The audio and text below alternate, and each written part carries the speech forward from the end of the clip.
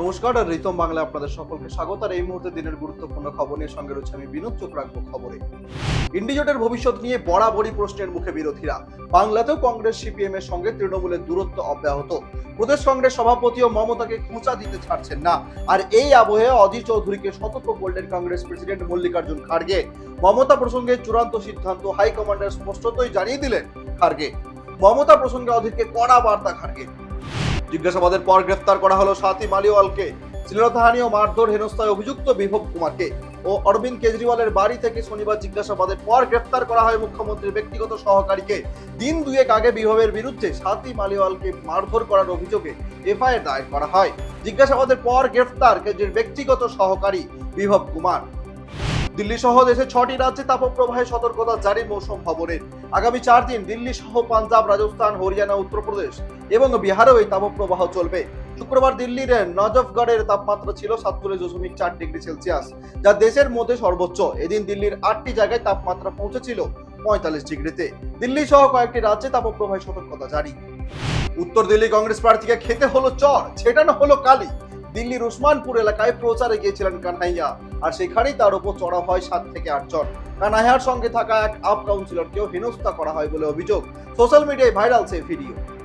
তীর্থ করে ফেরার পথে অগ্নিদগ্ধ হয়ে মৃত্যু হলো 8 জনের। গুরুতর অগ্নিদগ্ধ অবস্থায় হাসপাতালে চিকিৎসাধীন 24 জন। শুক্রবার মাঝরাতে হরিয়ানা নোহত জেলার একটি যাত্রী বোঝাই বাসে হঠাৎই আগুন ধরে যায়। দুর্ঘটনায় মৃত এবং অগ্নিদগ্ধরা মূলত চণ্ডীগড় ও পাঞ্জাবের বাসিন্দা বলে জানা গিয়েছে।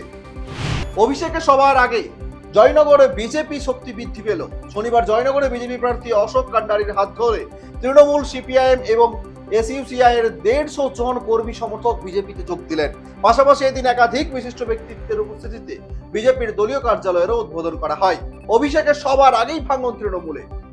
বিজেপি বুথ সভাপতি খুনের ঘটনা তদন্তে পূর্ব মেদিনীপুরে এনআইএ। 2023 মে মাসে ময়নায় বিজেপি বুথ সভাপতি বিজয় কৃষ্ণ ভূঁইয়াকে অপহরণ করে খুনের অভিযোগ। 36 জন তৃণমূল নেতা কর্মীর নামে এফআইআর দায়ের হয়। মৃতের পরিবারের আবেদন অনুযায়ী এনআইএ তদন্তের নির্দেশ কলকাতা হাইকোর্টের। বিজেপি বুথ সভাপতি খুনের তদন্তে এনআইএ। মালদার কালিয়াচকে বোমা বিস্ফোরণকে কেন্দ্র করে আতঙ্ক। জানা গিয়েছে পরিত্যক্ত ট্যাঙ্কিতে মজুত করে রাখা ছিল বোমাগুলি। হঠাৎই একটি জারে থাকা বোমাতে জোরালো বিস্ফোরণ হয়। কালিয়াচক থানার পুলিশ ঘটনাস্থলে পৌঁছে বেশ কয়েকটি তাজা বোমা উদ্ধার করেছে।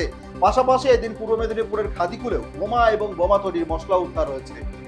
বাংলার সব শিক্ষককে নথি জমা দিয়ে প্রমাণ করতে হবে যে তারা যোগ্য। নির্দেশিকা শিক্ষা দপ্তরের নিয়োগ সংক্রান্ত একটি মামলায় হাইকোর্টের বিচারপতি বিশ্বজিৎ বসুর দেওয়া নির্দেশের ভিত্তিতে নির্দেশিকা দেওয়া হয়েছে। এক্ষেত্রে প্রায় 1,30,000-এরও বেশি শিক্ষককে নথি জমা দিতে হবে। অস্বস্তি বাড়ল অভিনেতা দেবের। রোজভ্যালির ফাইনাল চার্জশিটে ঘাটাল লোকসভা কেন্দ্রের তৃণমূল প্রার্থী দীপক অধিকারী ওরফে দেবের নাম। এর আগে আর্থিক তছরূপ সংক্রান্ত এক মামলায় দিল্লির ইডি অফিসে হাজিরা দিয়েছিলেন দেব। গরু পাচার মামলাতেও 2022 সালে সিবিআই দপ্তরে হাজিরা দিয়েছিলেন তিনি। ইন্ডিয়া জোট নিয়ে মুখ্যমন্ত্রী মমতা বন্দ্যোপাধ্যায়কে আক্রমণ বর্ধমান দুর্গাপুর লোকসভা কেন্দ্রের বিজেপি প্রার্থী দিলীপ ঘোষের। শনিবার প্রাতঃ ভ্রমণে বেরিয়ে বর্ধমানের লক্ষ্মীপুর মাঠে চায়ে পে চর্চায় যোগ দিয়ে তিনি বলেন, এবারে কোনো রাজ্য তাকে ডাকেনি, যেখানে যাবে সেখানে শুকিয়ে যাবে। জোট নিয়ে মমতাকে আক্রমণ দিলীপ ঘোষের। কিরগিজস্তানের বিশকেকে কোনো কারণ ছাড়াই আন্তর্জাতিক পড়ুয়াদের ওপর হামলার অভিযোগ।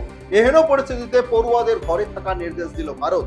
এক্স হ্যান্ডেলে করা একটি পোস্ট ভারতীয় দূতাবাসের তরফে স্পষ্ট বলা হয়েছে, পড়ুয়াদের সঙ্গে নিয়মিত যোগাযোগ রাখা হচ্ছে। বর্তমানে পরিস্থিতি কিছুটা শান্ত, কিন্তু নিরাপত্তার খাতিরে পড়ুয়াদের ঘরে থাকার নির্দেশ দেওয়া হয়েছে। চোখ রাখবো আবহাওয়ার খবরে। তাপপ্রবাহের জেরে নাজেহাল বঙ্গবাসী, তবে এখনই তা থেকে মুক্তি মিলছে না। যদিও সোমবার থেকে বৃষ্টিতে ভিজতে পারে দক্ষিণবঙ্গবাসী।